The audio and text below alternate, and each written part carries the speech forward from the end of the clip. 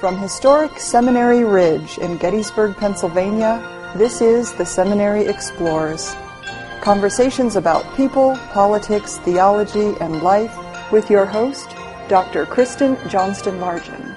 This is Kristen Johnston Largen. I'm the interim dean and associate professor of systematic theology here at Gettysburg Seminary. And my guest today for Seminary Explores is Sara Gyson, a seminary spouse getting ready to go on internship this fall.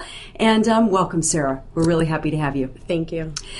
The reason why, Sara, we thought that it would be great to talk with you a little bit is about your work in the community garden. I think a lot of people don't even know that the seminary has a community garden. Maybe some people who are even here on campus don't know that there's a community garden.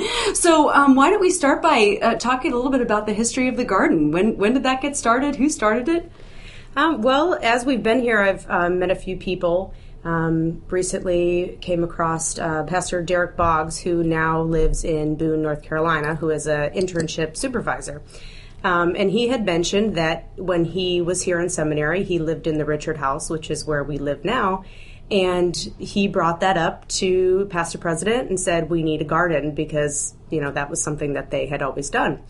And so with that, he got it started. And I'm not quite sure how big it was then, but that was the beginning of it. Was that about 10 years ago, Sara? When would that have been? I believe it was in the 90s. Okay. I'm not quite sure what year. All right. And then I'm not quite sure if it was, maintained every year. But when we got here, August of 2012, there was a small community garden with a few raised beds, and it was offered to me to take it over for the next semester. So I was really excited to be able to do that. Do you have a background in gardening? Had you... No. Well, growing up, my parents had a garden. Okay. And I would, enjoy all the nice things that came out of it, but I never really did much work. So, yeah. But it's always kind of been an interest of mine. I mean, it was something that I thought was a good experience that would keep me busy for the year while we were, getting started here. Yeah. So. Well, tell me what exactly does the work entail of the garden? I mean, what's the kind of what sort of things do you do on a kind of monthly basis? Most of the winter, I took it over in the fall, and so there really wasn't much work to be done then, besides ripping the plants out and getting it ready for winter. So I had all winter to plan the garden layout and, pick the veggies and things. So, I would dream about it at night. Right. And, wake up with a new idea. So that was really nice. I had a few months of just planning and researching and, just brushing up on things. Well, tell me a little bit about that. I mean, because I must tell you, I'm no gardener. When I was young, my parents had a really big garden too, and it was all my dad. He's got such a green thumb. And we don't have a garden now. I have some flowers, and I love vegetables, and I like to get them at the farmer's market, but I don't grow them. So I don't know anything about gardening. So... Well, I think the first thing was looking at what zone we're in, and when to start planting, what varieties of things, are good in this area, and then, pests and bugs and little critters and all that stuff to kind of be aware of and what they look like. And what things are good in this area? What zone are we in? 6B, I believe. Okay. And that goes by, the zones go by temperature? Do they start as one in the south and it goes... and they tell you the last frost date for the zone and then the first frost date. So you plan your plantings between those dates. So May 15th is actually the last frost date in this zone. Oh, all right. So then, that lets you know that you can get all of your squash and tomatoes and things that are...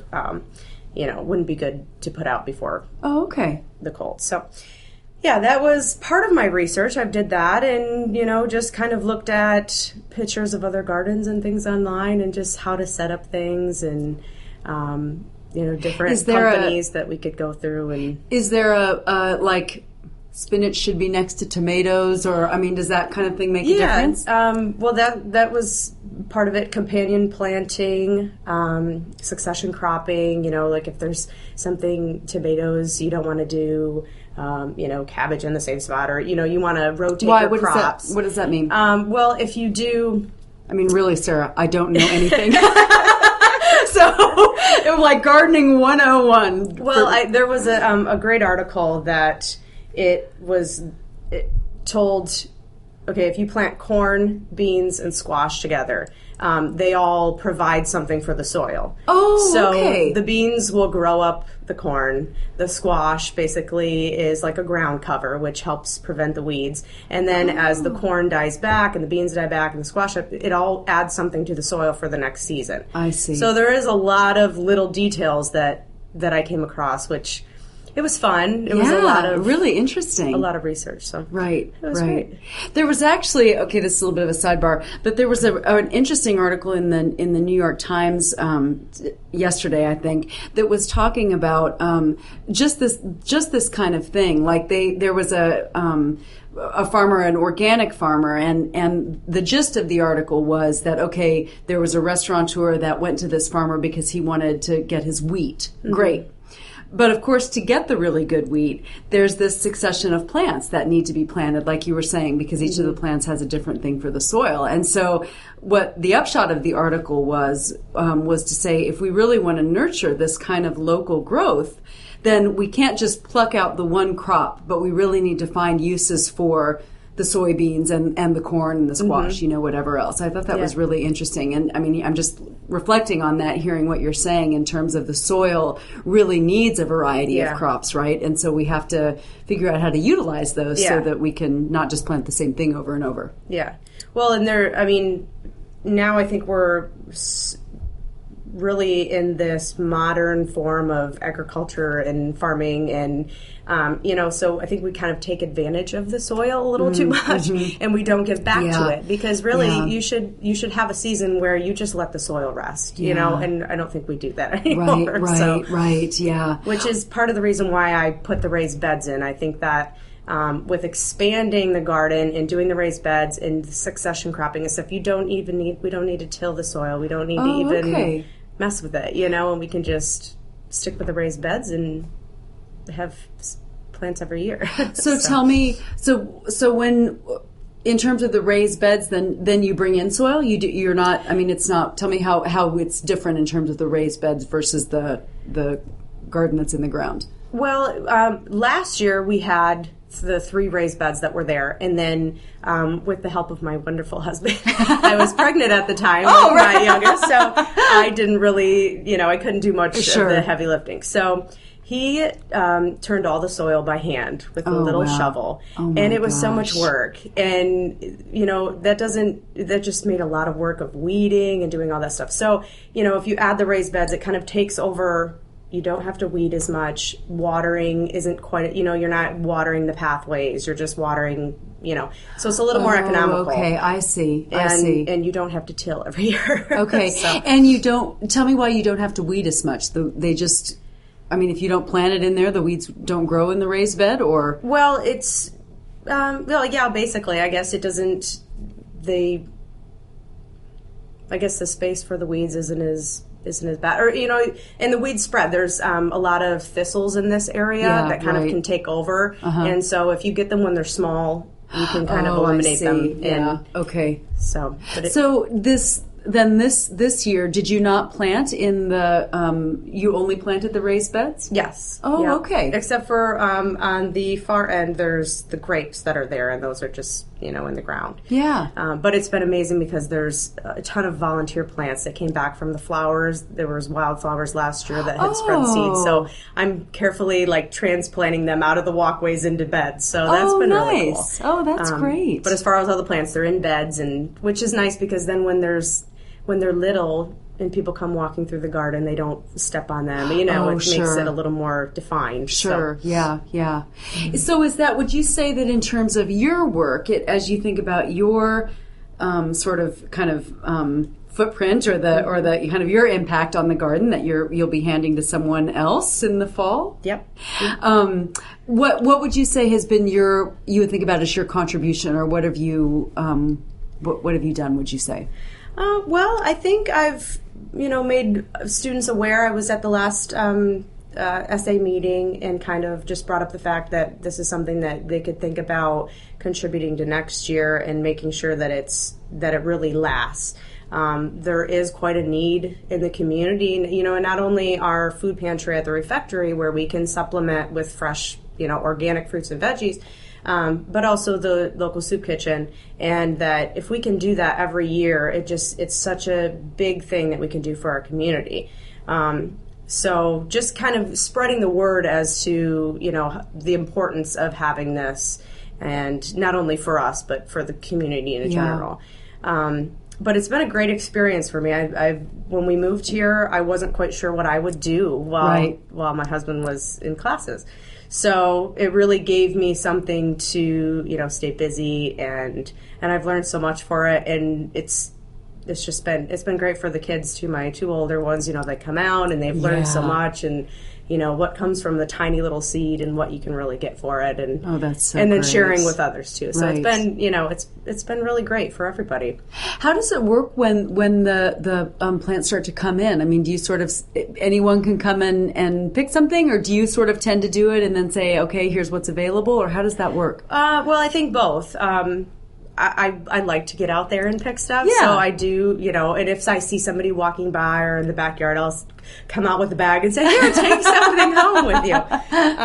But I love to see people come and pick their own stuff. We had a family last year who would come down with their young son, and they would go out, and he would, pick his own things and eat it right out of the garden, and that was just the best thing, That's because it was just very beneficial to see that. Yeah. But anybody's welcome in the garden, no matter if they're in seminary or they're, students or just local families.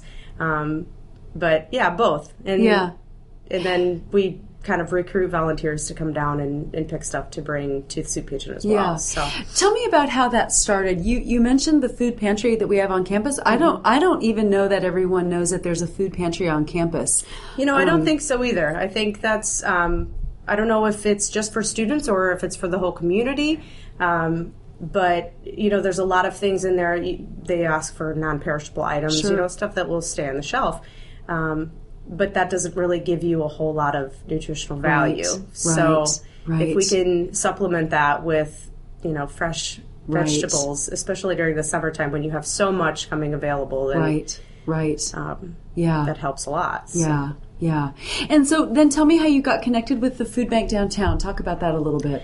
Well, we have a Facebook page, and doing my researching over the winter, I had noticed that they said they had brought down several bags of vegetables to the soup kitchen. So I thought, well, that's probably something I should get involved in, and really research.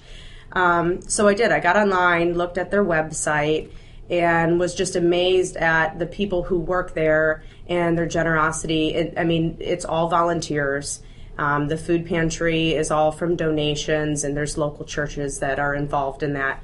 But they serve lunch every day to anyone who wants it, and it's 30 to 40 meals a day. Wow. All based on volunteers. And then if any donations they don't use there, they put into the food pantry, and then they also have a table of fresh fresh stuff that people donate, and then people can take it home with them for dinner or for the next fabulous. day. So not only are they getting that meal, fresh hot meal once a day, they still can have things to bring home with them. So yeah, that's fabulous. What's the most popular thing in the garden? Oh, goodness. Well, tomatoes. There's always an abundance of tomatoes, and those are easy to That's great. pick and Yeah, eat, right. Of course. Oh, Yeah. that's great.